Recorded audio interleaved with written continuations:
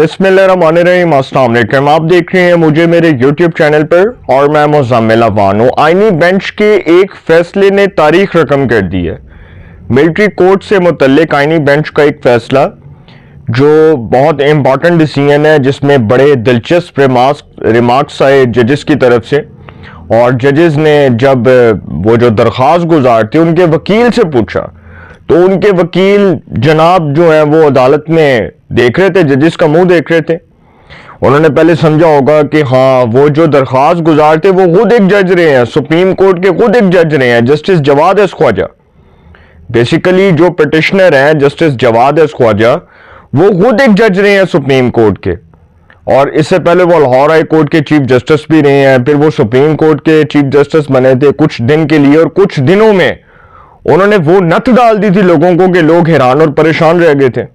तो justice Jawad S Khwaja के वकील एतजाज हसन साहब, जो साबिक सदर भी रहे हैं सुप्रीम कोर्ट बार के, पीपल्स पार्टी के बड़े प्रोमिनेंट रहनुमा हुआ करते थे, वफाकी वजीर दाखिला भी रहे हैं, सेनेटर भी रहे हैं, और पीपल्स पार्टी की जो सेंट्रल एग्जीक्यूटिव कमेटी है उसके भी वो मेंबर रहे हैं। पीपल्स पार्टी में बड़ा नाम था एतजाज हसन साहब का, वकालत में उनका एक बड़ा वसी नाम है। लेकिन जब अदालत में खड़े होकर उनको जजेस ने मुखातिब किया और जब उनसे सवालात किए, मिलिट्री कोर्ट से मुतल्लिक सवालात किए, तो वो उसका जवाब नहीं दे सके और उनके पास जवाब था ही कोई नहीं। और उसके ऊपर बात करूंगा। दूसरा मामला मदारिस की रजिस्ट्रेशन का। मदारिस की रजिस्ट्रेशन के ऊपर उलमाए कराम जिन्होंने वफाकी वुज़रा के साथ बैठकर एक प्रेस कॉन्फ्रेंस की, हाफिज ताहिर अशरफी साहब, मौलाना अब्दुल खैर आज़ाद साहब और भी बहुत से प्रोमिनेंट जो हमारे उलमाए कराम हैं, उन सब का एक ही फैसला है कि मदारिस जो है वो हुकूमत के कंट्रोल में होने चाहिए, हुकूमत के मातहत होने चाहिए। अब इस मामले के ऊपर फजलुर रहमान साहब क्या सियासत कह रहे हैं या वो क्या सियासत खेलना चाह रहे हैं, इसके असल जो महरकात हैं वो क्या है, इसके ऊपर भी बात करूंगा। तीसरा मामला, सुप्रीम कोर्ट ऑफ पाकिस्तान ने आदिल बाज़ई को रुकने कौमी असेंबली कोयटा की नशिस्त, कौमी असेंबली की नशिस्त NA 262, आदिल बाज़ई जो वहां से रुकने कौमी असेंबली बने थे जनरल इलेक्शंस 2024 में, उनको इलेक्शन कमीशन ऑफ पाकिस्तान ने डी सीट करने का हुक्म दिया था, क्योंकि वो आज़ाद जीते। आज़ाद जीतकर वो पाकिस्तान मुस्लिम लीग नवाज में शामिल हुए, मुस्लिम लीग नून का हिस्सा बने, और मुस्लिम लीग नून में जो उन्होंने शमूलियत का फैसला किया, उसके बाद अपनी ही जमात के खिलाफ मुसलसल वो एक लाइन लेकर बैठे हुए थे और अपनी जमात के खिलाफ जो उन्होंने एक पॉलिसी बनाई हुई थी, उसके ऊपर नवाज शरीफ साहब ने इलेक्शन कमीशन ऑफ पाकिस्तान को इनको डी सीट करने का रेफरेंस भेजा हुआ था। और इसी तरह वो जो दूसरे हैं इलियास साहब, वो मोहम्मद इलियास साहब जो आई थिंक गुजरात से MNA बने, उनके खिलाफ भी मुस्लिम लीग काफ ने एक रेफरेंस फाइल किया था। तो आदिल बाज़ई साहब जो है कौमी असेंबली की नशिस्त NA 262, वहां से इलेक्शंस 2024 में आज़ाद हैसियत में जीते और उसके बाद इन्होंने मुस्लिम लीग नवाज में शमूलियत का ऐलान कर दिया। अब इनको इलेक्शन कमीशन ऑफ पाकिस्तान ने डी सीट करने का हुक्म जारी किया था और इलेक्शन कमीशन ऑफ पाकिस्तान ने यह भी लिखा था कि इनको डी सीट करने के बाद फौरी तौर पर हम नोटिफिकेशन जारी कर देंगे कि इस हल्के में ज़िमनी इलेक्शन कब होना है। अब उन्होंने इलेक्शन कमीशन ऑफ पाकिस्तान के फैसले को सुप्रीम कोर्ट ऑफ पाकिस्तान में चैलेंज किया। सुप्रीम कोर्ट ऑफ पाकिस्तान के 3 रुकनी बेंच ने, जस्टिस मंसूर अली शाह की सरबराही में 3 रुकनी bench, justice Mansoor Ali Shah, justice Ayesha Malik और जस्टिस अकील अब्बासी, 3 रुकनी बेंच ने आदिल बाज़ई को इलेक्शन कमीशन ऑफ पाकिस्तान की जानिब से डी नोटिफाई करने के फैसले को कलअदम करार देते हुए, 21 नवंबर के फैसले को कलअदम करार देते हुए आदिल बाज़ई को कौमी असेंबली के नशिस्त के ऊपर बहाल कर दिया। अब इस फैसले के जो कॉन्सिक्वेंसेज हैं वो क्या होंगे, देखें। इसमें 2 चीजें मैं डिस्कस करूंगा। पहला कि जो सुप्रीम कोर्ट ऑफ पाकिस्तान ने फैसला दिया, इसमें मखसूस नशिस्तों का वाला दिया गया। अब अगर देखा जाए तो आदिल बाज़ई, जिनको किसी तौर भी जस्टिफाई नहीं किया जा सकता बतौर रुकने कौमी असेंबली, उनको सुप्रीम कोर्ट के एक 3 रुकनी बेंच ने बहाल तो कर दिया, लेकिन इस फैसले के ऊपर सवालात उठेंगे और जब ये आईनी बेंच के सामने मामला जाएगा तो आईनी बेंच अपने ही सुप्रीम कोर्ट के 3 रुकनी बेंच के फैसले को कलअदम करार दे सकता है।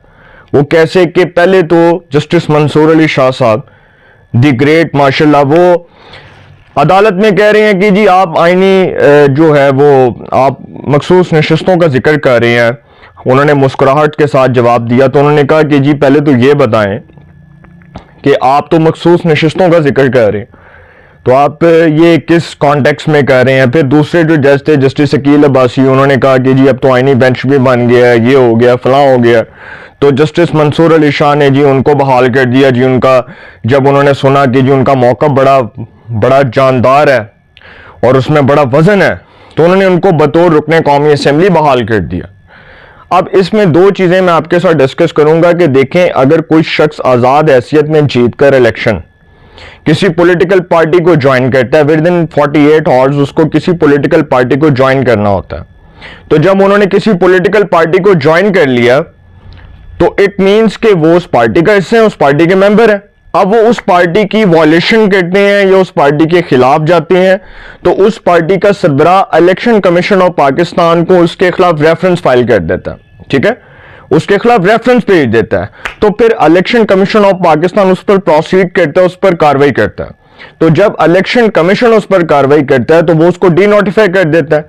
अब वो जो डी नोटिफाई किया गया उसके जो रीजंस हैं, डिटेल रीजनिंग, वो तो इलेक्शन कमीशन ने बता दी। अब सुप्रीम कोर्ट के जो 3 रुकनी बेंच ने फैसला दिया है, ये बादी नजर में एक कमजोर फैसला है। इसको पाकिस्तान के जो प्रोमिनेंट लॉ एक्सपर्ट हैं वो एक कमजोर फैसला कह रहे हैं। देखें, सुप्रीम कोर्ट ने जुलाई 2022 का जो फैसला है उसके अंदर भी यही लिखा हुआ है, जो आर्टिकल 63A का फैसला है उसके अंदर भी यही लिखा हुआ है। जस्टिस मुनीब अख्तर का खुद का फैसला है कि अगर एक शख्स अपनी जमात के साथ इनहराफ करता है या वो किसी और दूसरी जमात को सपोर्ट करता है, एक रुकने कौमी असेंबली अपनी जमात से हटकर किसी और जमात को वोट कास्ट करता है, तो वो डी सीट कहलाता है। क्या कहलाता है? डी सीट कहलाता है। वो मुनहरिफ हो जाता है और वो डी सीट होता है। और उन्होंने कहा कि ये जो फ्लोर क्रॉसिंग है ये कैंसर से भी बड़ी बीमारी है। ये जस्टिस मुनीब अख्तर ने आर्टिकल 63A के फैसले में लिखा हुआ है। जस्टिस उमर अता बंदियाल, जस्टिस मुनीब अख्तर और जस्टिस एजाजुल हसन, ये 3 रुकनी बेंच था। तो ये 3 रुकनी बेंच ने हमजा शहबाज की वजारत आला से मुतल्लिक केस में भी ये फैसला दिया। जब हमजा शहबाज की दफा वो जो 25 मुनहरिफ अरकान थे पंजाब असेंबली के जिनके तरीके इंसाफ से ताल्लुक था, उनको इलेक्शन कमीशन ने डी सीट किया था। और डी सीट करके वो जो 20 नशिस्तें थी, 5 तो जो है वो रिजर्व थी और जो 20 थी वो जनरल सीट्स थी पंजाब असेंबली की। 20 नशिस्तों के ऊपर इलेक्शन कमीशन ने यह फैसला दिया कि इस पर ज़िमनी इलेक्शन करवाओ, इस पर बाई इलेक्शन होना चाहिए। तो जब सर बाई इलेक्शन हुआ तो उसके रिजल्ट्स आपके सामने आ गए। तो इसी तरह अब आदिल बाज़ई जो है वो मुसलसल अपनी पार्टी की वॉयलेशन कर रहे थे, अपनी पार्टी से इनहराफ करते हुए उनको डी सीट करने का हुक्म दिया गया, इसलिए क्योंकि उन्होंने ना तो बजट सेशन में अपनी गवर्नमेंट को वोट दिया और ना ही उन्होंने 26वीं आईनी तरमीम में हुकूमत को वोट दिया। हालांकि वो तो मुस्लिम लीग नवाज का हिस्सा थे ना, तो मुस्लिम लीग नवाज के सदर मियां नवाज शरीफ जो साबिक वज़ीर आज़म है, उन्होंने इलेक्शन कमीशन को आदिल बाज़ई के खिलाफ रेफरेंस फाइल किया था और रेफरेंस भेजा था। उस रेफरेंस के ऊपर इलेक्शन कमीशन ने प्रोसीड करते हुए उनको डी सीट कर दिया। जब उनको डी सीट किया, उन्होंने इलेक्शन कमीशन का फैसला सुप्रीम कोर्ट में चैलेंज किया। सुप्रीम कोर्ट ने उस पर जी कार्रवाई करते हुए उनको बतौर रुकने कौमी असेंबली बहाल कर दी और इलेक्शन कमीशन का 21 नवंबर का डी नोटिफाई करने का फैसला उसको मुअत्तल कर दिया। यह थी जी खबर। दूसरी खबर यह है कि मदारिस की रजिस्ट्रेशन के हवाले से मौलाना फजलुर रहमान साहब के ऊपर उलमा ने बड़ी तनकीद की है और उलमा का यह कहना है कि मदारिस हुकूमत के अंडर होने चाहिए, हुकूमत के मातहत होने चाहिए। देखिए, इतने मदारिस हैं पाकिस्तान में, लाखों मदारिस हैं, तो लाखों मदारिस की रजिस्ट्रेशन तो होनी है ना, उसका कुछ चेक एंड बैलेंस तो होना है, उसके बारे में हुकूमत को पता तो चले ये मदारिस किसके कंट्रोल में है, ये कौन से मदारिस हैं, ये कौन सा बंदा चला रहा है, ये कौन सा शख्स है जिसके ये मदारिस हैं। हुकूमत ने तो एक एक चीज को चेक एंड बैलेंस करना है ना। तो फजलुर रहमान साहब का जी गिला ये है कि जो मदारिस हैं वो हुकूमत के मातहत नहीं होने चाहिए। अब देखें, मदारिस जो है वो हुकूमत के मातहत इसलिए होते हैं कि वहां पर जो दीनी और दुनियावी तालीम दी जाती है उसके ऊपर भी हुकूमत का चेक एंड बैलेंस होता है।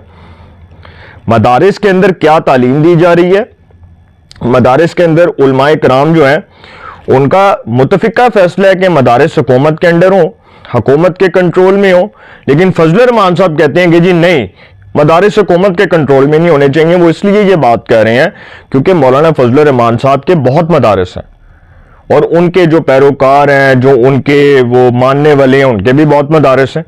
तो फजल रहमान साहब तो इस पर एक वावेला कर रहे हैं, देखते हैं इस पर क्या होता है। लेकिन हुकूमत ने, वफाकी वज़ीर इत्तलात जनाब अताउल्लाह तारड़ साहब ने तो कह दिया है कि हम एक नशिस्त करेंगे, फजल रहमान साहब के साथ बैठेंगे और इस मामले को हल करेंगे।